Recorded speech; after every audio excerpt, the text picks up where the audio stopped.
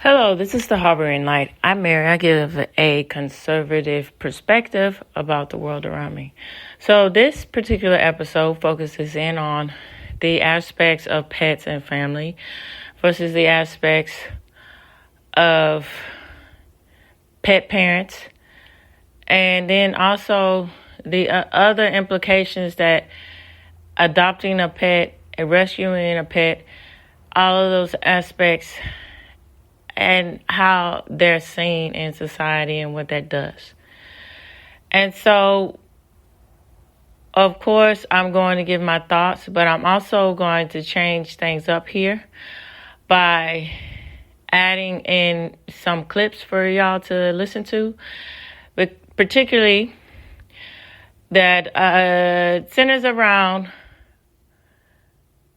families and how rescuing a pet and how good that is and the benefits. And so also I like to know what you all think too about the aspects of pets and family and how pets are seen in our society. So either reach out to me through email, Substack, X, and of course YouTube. It'd be greatly appreciated. All right, so let's get into this. All right, so the first clip that I'm going to let you all listen to, have you all listen to, it is from a show called Animal Rescue. And so it's quite interesting. In my early 20s, late teen, early 20s, channel surfing. And then on Sundays, on Fox on Sundays, typically it's a lot of educational stuff that's going on, programming in the mornings. And so what caught my eye about this particular show and this particular episode is Bryan Cranston. And when I saw it, I said, hey, that's the dad from Malcolm in the Middle. So let me see what he's talking about. And so what he is saying about the aspects of rescuing a pet and then adopting a pet as your own is quite interesting. Let's take a listen. Well-known actor Bryan Cranston and his actress wife Robin Dearden and their daughter Taylor are very much in love with their rescued best friend, Sugar. Bryan said he and Robin let Taylor help them make the decision when they visited a shelter. First dog she saw, I want this one, kind of huge husky, huge paws. Okay, and so this next clip is his wife speaking and giving her point of view about pets versus a child. And after you listen to this clip, I'm going to also go into depth about my thoughts about a child, pets, and all of that too, to add on to what she is saying. And then I'm going to go in and talk about the aspect of the show, Animal Rescue, and how it's I think it's very impactful of what is the whole teleco production. I'm going to go back into that and, emphasize more about the production company of the host, Alex Penn, the contributions that he has done with explaining and showing the importance of animal rescue and the benefits, and also going along the lighter side of this particular segment of these clips that I'm talking about, the lighter side, and also the impact that has for our society and then for families to adopt a rescue pet. All right, enough said. Let's hear the clip. Taylor's sister, her crazy furry sister. I can't think of living without her because she's a part of our everyday life, and it's never normal when she's not there. I really love this dog. I really love Sugar so much more than I thought that I ever would. You talk about how much you love your kids, and there's nothing like that, but animals are so close to that.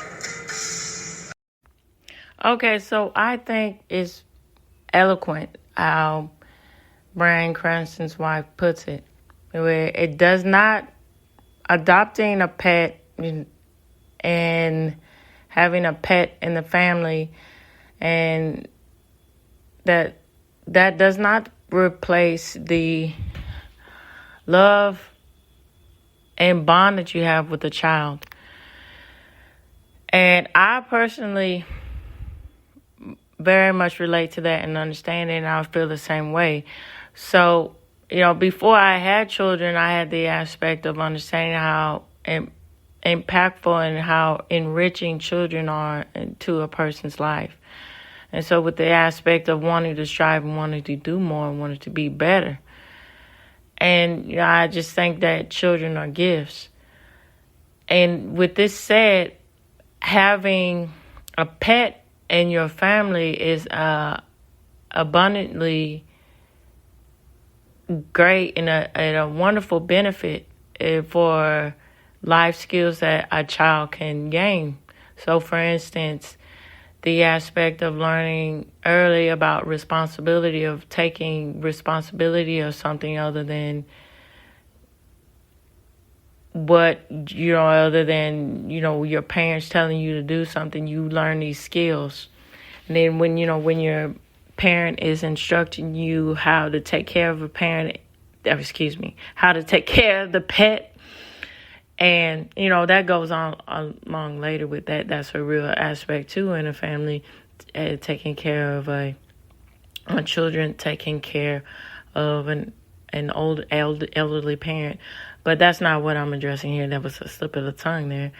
But when the parent is instructing the child what to do, and then working with the child, and then being there and seeing the child succeed and learning how to take care of the pet, it's beneficial because you have that life lesson of being resourceful and being responsible for something other than themselves, and that builds a lot of character.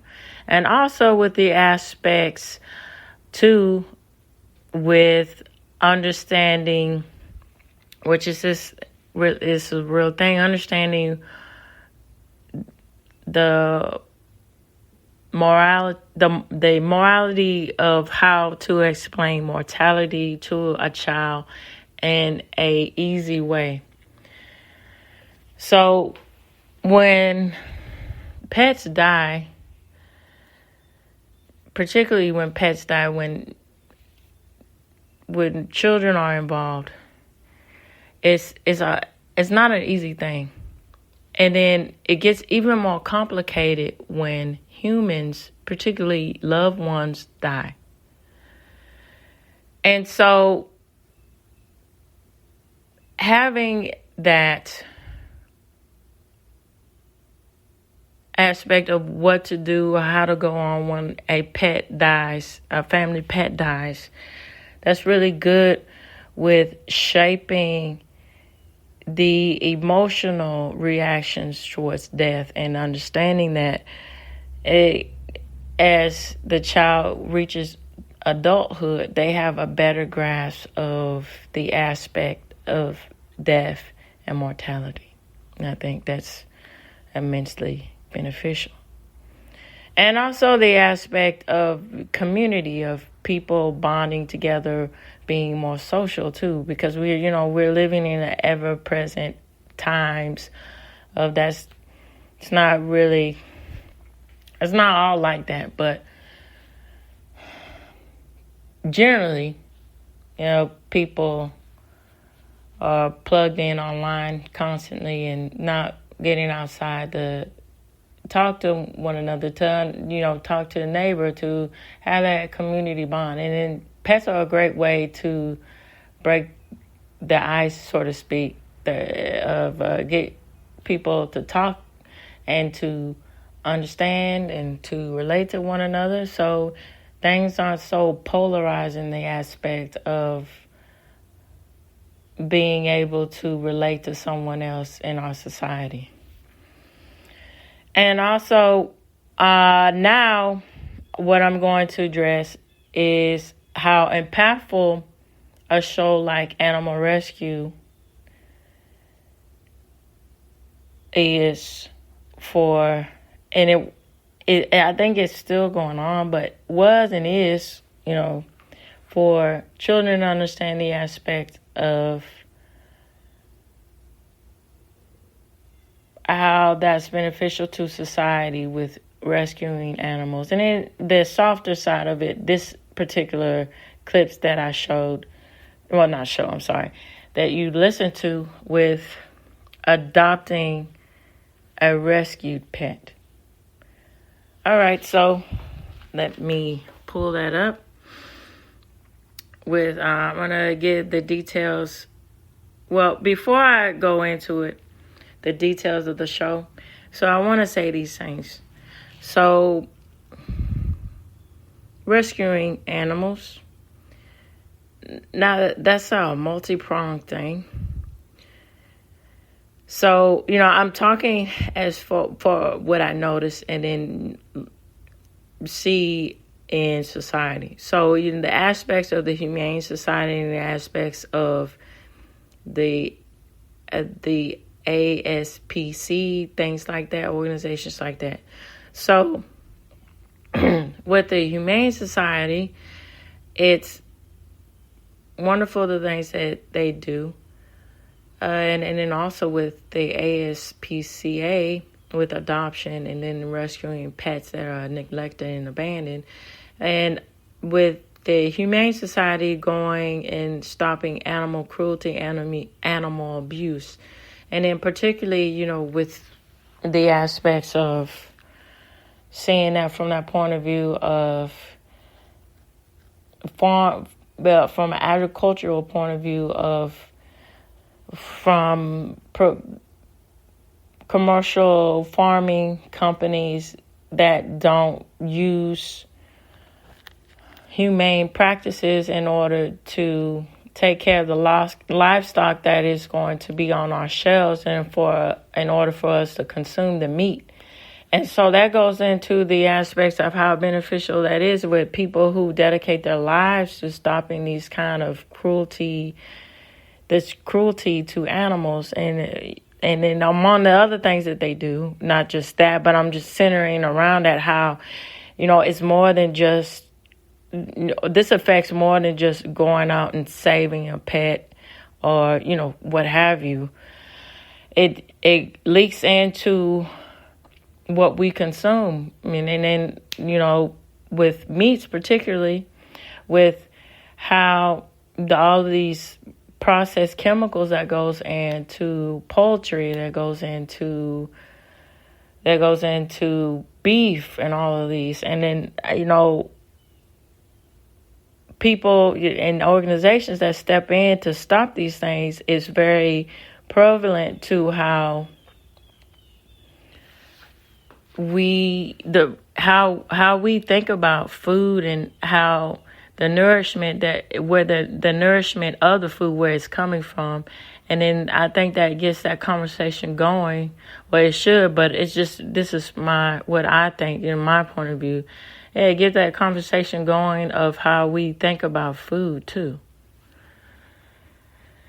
And so with that, the ASPCA, it's wonderful what they do, stepping in and going in and adopting, having a shelter instead of, with strays. With this, unfortunate if the city or a dog catcher catches them, some of the times, unfortunately, they're killed because of the strays, and or a lot of things the owner doesn't know, or it's too late. And so the ASPCA is a good organization to help remedy that problem, to where they have a home, a shelter to go to, and then they have nice people, nice family, or what have you, to come and adopt. And so bringing a light to that, a show like this, Animal Rescue, bringing a light to that is quite remarkable. So let me get into the aspect of the show.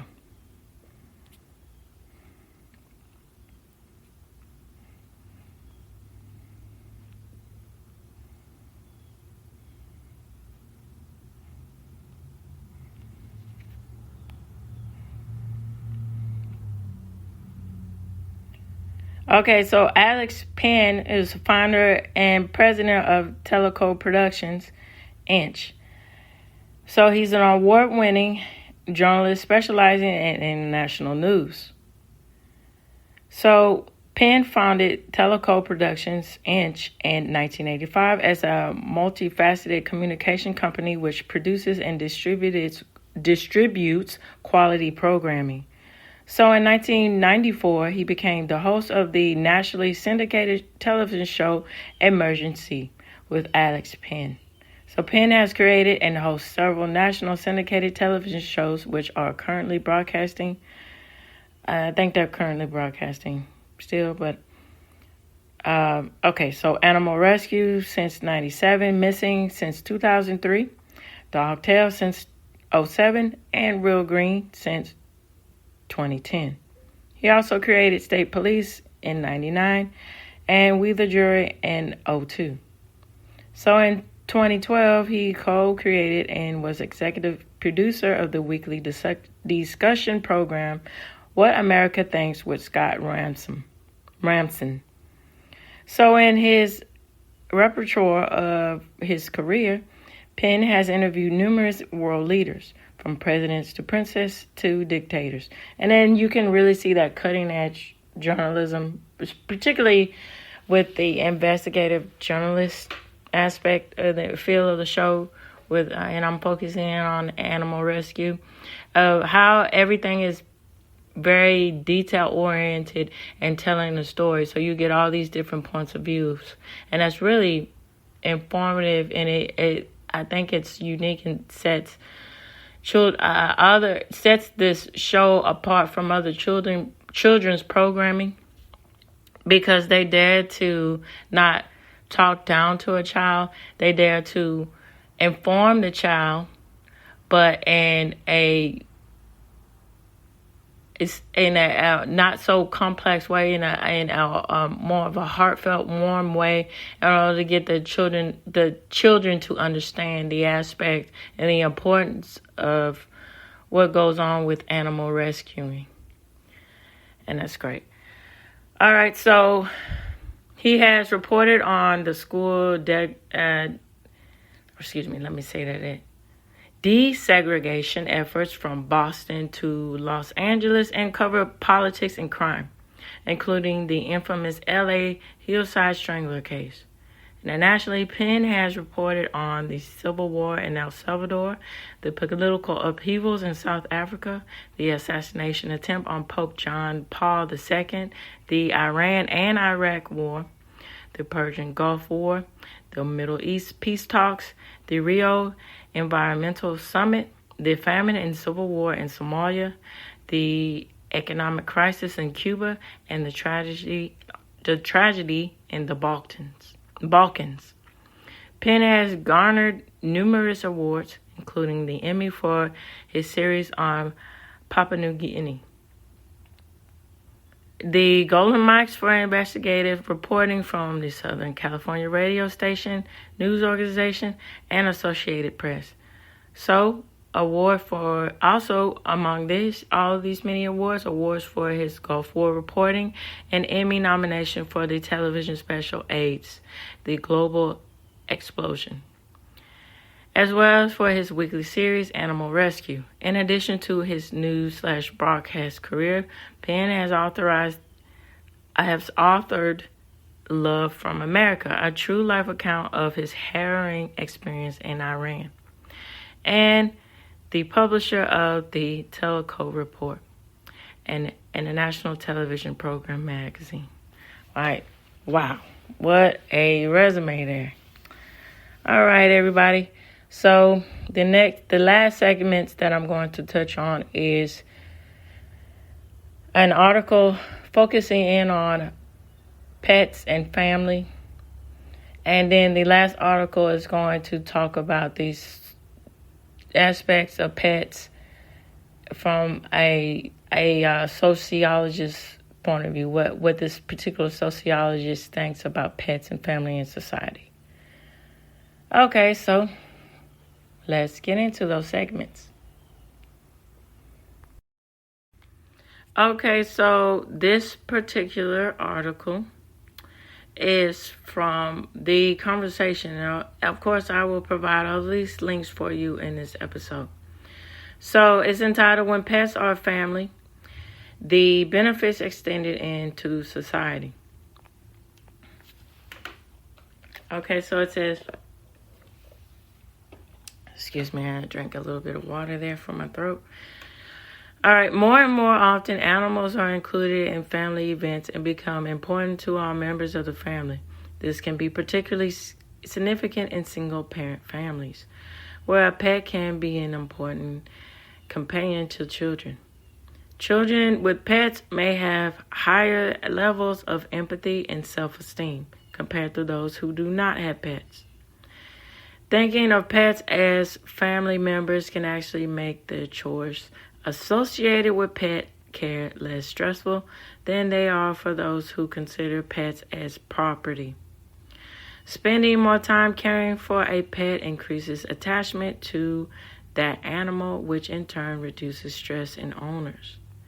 And research, the research that this particular person has done, we found considerable analysis showing that interactions involving pets, especially if we care about them, can have a health productive effort. So, in fact, pet owners in Germany and Australia were found to visit their doctor 15% fewer times annually than non-pet owners. All right, so healthy emotional connections. Many health benefits to humans occur when there is an emotional attachment to pets, and we tend to care the most for animals that live with us. So it goes in to say, for instance, a study that looked at attachment to dogs found that people tend to care about their house dogs more than those that lived in the yard.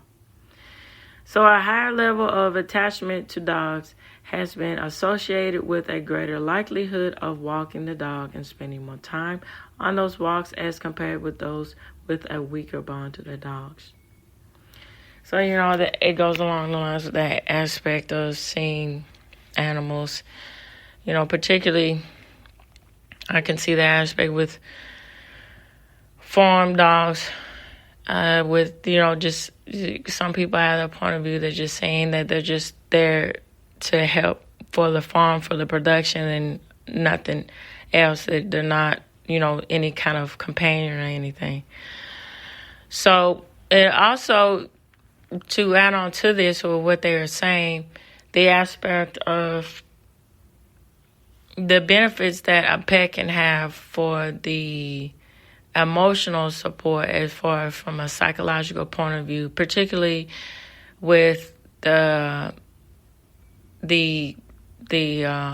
emotional support dogs, and then I'm going to say many other things, but I'm going to address this and then get to the next point.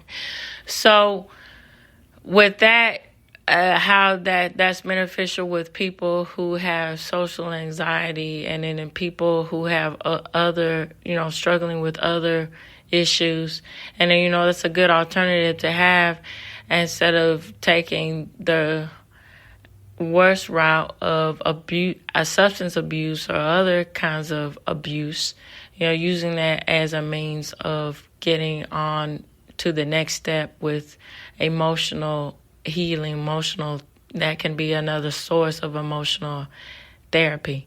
And then also on to that, the aspects of having a pet, particularly with war and veterans, coming home and having that emotional support with pets, and what the benefits that can do with what is absolutely needed for these wonderful people who serve and protect and who go out of their way to protect our country, and then having that extra, even more of that extra mental support, and for them to readapt themselves into society. It's a great thing to think about too.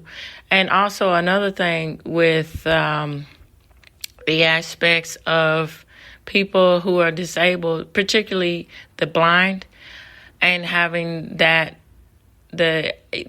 seeing eye dog, and having those tools in order to be independent, instead of saying that your blindness is a crippling aspect to your life. No, you see, this is the tool that to gain your independence and to know that it's okay to be blind. You are a value to society, and that's a wonderful aspect to have and to broadcast this, and for this to be understood, people to constantly realize these things of how beneficial this pets can be, and when trained and understood and used properly, how that can be such a even immense benefit for us and for society. Okay, so sharing your life with a pet has been associated with a decreased risk of coronary artery disease, a reduction in stress level, and increased physical activity, especially through dog walking. As I mentioned with dog walking, it's going to lead into the aspect of the communal benefits of connecting with other people who own dogs.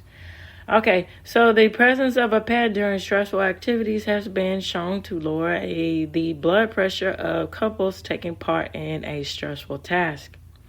In fact, levels of beta endorphin, endorphin and dopamine, among other markers, increase in both humans and their dogs during caring interactions, demonstrating that time spent together and the physical and the physiology that is benefits for both species. And owning a pet has been associated with improved cardiovascular disease survival among older adults. So the age that range that they're focusing in on is from 65 to 84 years of age. Pets as family and community members. Because pets are considered family members by many people, the loss of a dog or cat is often a cause for deep grief. So missing or dead pets is hard for many to replace because the relationship between the person and the pet was specific to those individuals. The bond between human and animal is not just good for human health, it can also help build community. People with pets often find that activities with their companion animal creates connections with other people. So social networks that are developed based on shared concerns over the welfare of animals can lead to increased human-to-human interactions, as well as activities involving pets. It is using the example of dog walking clubs, for instance. So walking a dog gets people out of private spaces, which can be isolating, and to public areas where interactions with neighbors and other walkers are possible. Okay, so I'm going to end by talking about this article from this sociologist. So it says, it's entitled, Sociologist Confirms What Pet Parents Know, Pets Really Are a Part of the Family. Says, do you sign your pet's name to your holiday card? Have you ever sent your dog to daycare? Do you shop regularly for cats or dog toys? Welcome to New Breed of an American Family with Multi-Species Family. So in her book, Just Like Family, How Companion Animals Join the Household, New York University Press of 2021, SMU sociologist Andrea Laurent Simpson asserts what most pet owners already know: the American family structure is changing to include non-human species, and the implications are huge.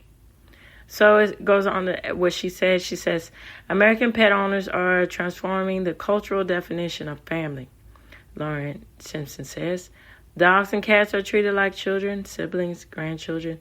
In fact, the American Veterinary Medical Association found that 85% of dog owners and 76% of cat owners think of their pets as family.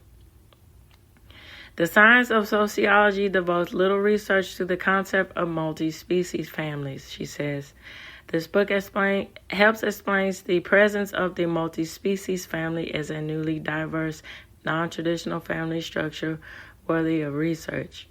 Dogs and cats with the American family have a profound impact on things like fertility considerations, the parent-child relationship, family finances, involvement of extended family members, and the household structure itself. So it goes on to ask the question, is language a barrier? Some sociologists argue that human-animal social interaction does not exist because animals do not share language with humans. The behavior of a pet owner says otherwise, Lawrence Simpson says.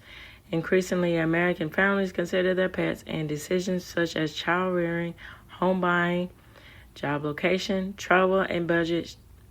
And as she says, and as reported of 2020, Americans spent more than $103 billion on their pets, a $6 billion increase over 2019.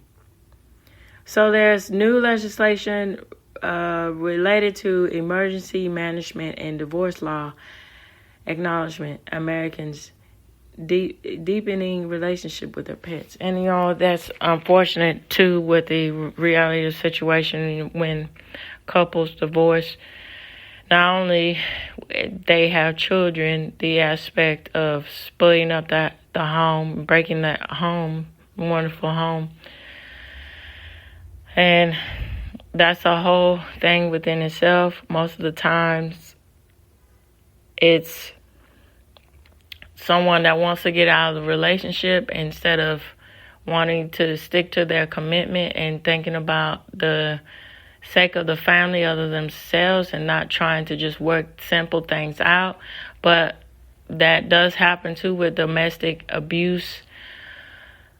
And so the heartbreak of splitting children up and deciding custody with that, but also the heartbreak of deciding where these pets are going to go to.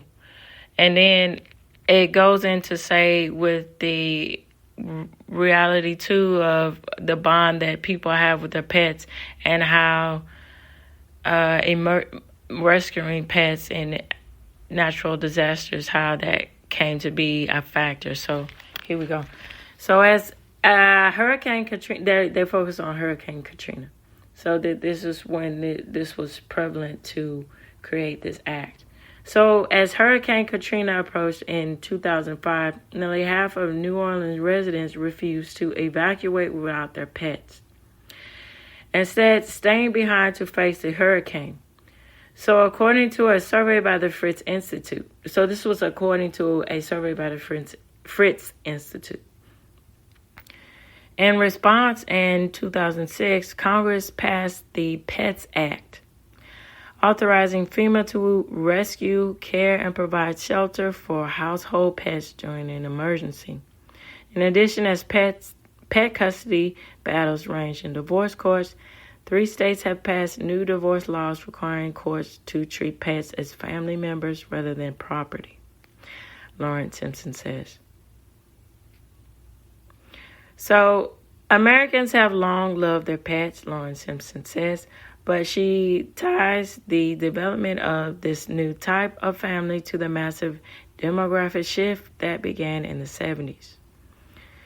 It says, in order for the multi-species family to come to fruition in its current form, major society level with the attitudinal shifts has to occur, she says.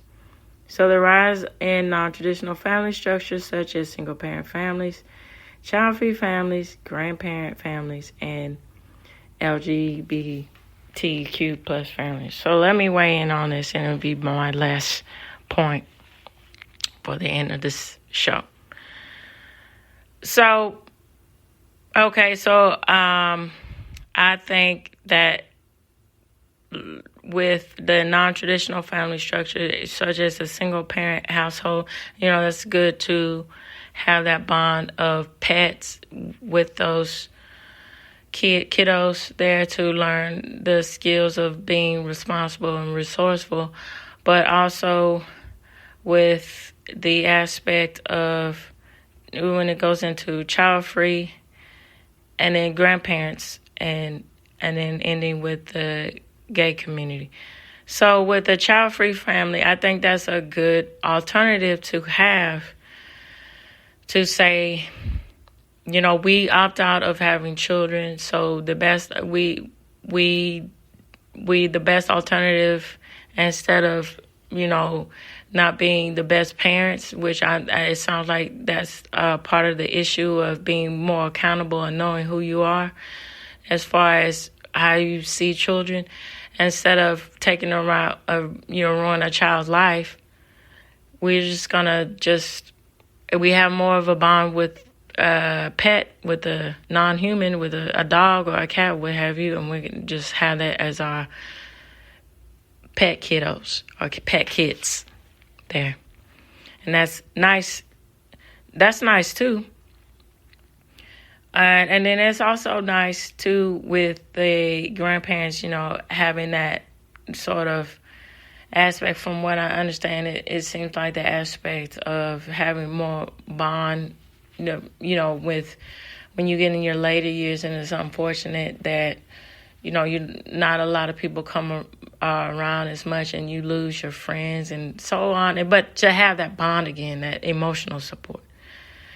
Now, so I think that's also responsible too, and especially with the gay community, to have that aspect of saying, not bringing a child into a situation like that. Now, from my point of view, I think it's best for the child's sake to have a two-parent household, and to also, on having a two-parent household, to have a straight household where the parents are both heterosexual, and to have that aspect, that's what I'm talking about, a heterosexual family, to where you get the perspective of how to view life from the female point of view, and then how you view life and go through life from a male point of view, because that's very important to have those two structures in the lives of children, so they know how to maneuver themselves as an adult. Now, people have their own opinions about that, but I'm telling you, this is from a conservative, this is from my point of view, from a conservative point of view, that's just, if, you shouldn't be doing that if you are of the same sex, and you got to think about the benefits of the child. I mean, that's nice that you want to adopt a kid, but you got to, understand that aspect too. And then people who have that foresight to understand that, which I'm thinking that's what they're saying about the gay community, in the gay community, when people have that foresight, that's nice to know, because they understand the aspect of protecting the child and understanding that it's, that's more suitable for straight people to handle and to have the privilege to do, and then just think about things like that. And then, that can be a tough decision, and I can understand that, because it's a beautiful thing to have children, but it's also another thing to be responsible and think about the benefit of that child and what they really need. And it goes also to the point of a single parent household. That's really hard, versus a single mom versus a single dad. You need that two-parent household to really help with the behavioral structure and everything else, the structure of these kiddos out here, because they greatly need it. They need our love, and support. So, and that's how we can't thrive in our society without a strong moral compass in our youth. All right, so I would like to know what all you guys think out there. We greatly appreciate it. Either reach me through email, X, Substack, or YouTube. So this reaches the end of the Harboring Light. Tune in, turn up, and absolutely take care out there. Bye-bye now.